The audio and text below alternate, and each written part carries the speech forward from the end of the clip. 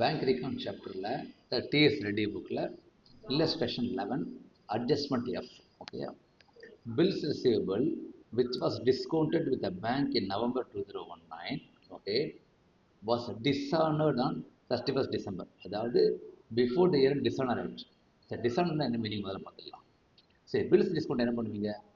நீங்கள் கஸ்டமருக்கு கிரெடிட்டில் வைக்கிறீங்க, கஸ்டமர் உங்களுக்கு அதுக்கு ஒரு அஷூரன்ஸாக பில்ஸ் கொடுக்குறாரு. ஓகேயா, அந்த பில்ஸை நீங்கள் வெயிட் பண்ணலாம், சும்மா வெயிட் பண்ணால் 3 months வரைக்கும். ஆனால் there is facility called discounting by the bank. அப்போ என்ன பண்ணுங்க, இந்த பில்லை போயிட்டு பேங்க்கில் கொடுத்தாங்க, பேங்க் பணம் கொடுத்துருவாங்க இமீடியட்டாக. ஓகேயா, ஸோ இந்த 3 months கழிச்சு அந்த கஸ்டமர் பில் இருக்குல்ல, அதை bank will give it to the customer. ஓகேயா, கஸ்டமர் பேமெண்ட் கொடுத்துட்டா no problem, all settle. Okay, அப்படி கஸ்டமர் பணம் கொடுக்கலன்னா தட் இஸ் கால்ட் டிஸ்ஆனர். ஓகேயா, அப்போ என்ன ஆகும், ஒன்ஸ் டிஸ்ஆனர் ஆயிடுச்சுன்னா then customer has to pay the money back to you.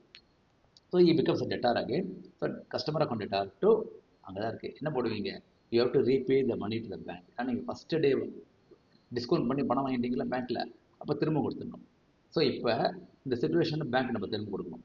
So normal பேலன்ஸாக இருந்தால் அவங்க பேங்க் பேலன்ஸ் ரெடியூஸ் ஆகும். ஓகேயா, ஆனால் இந்த சம்மில் வந்து over draft as per cash book is starting point. ஓகேயா, அப்போ ஓடி இன்க்ரீஸ் ஆகும் பாருங்கடா.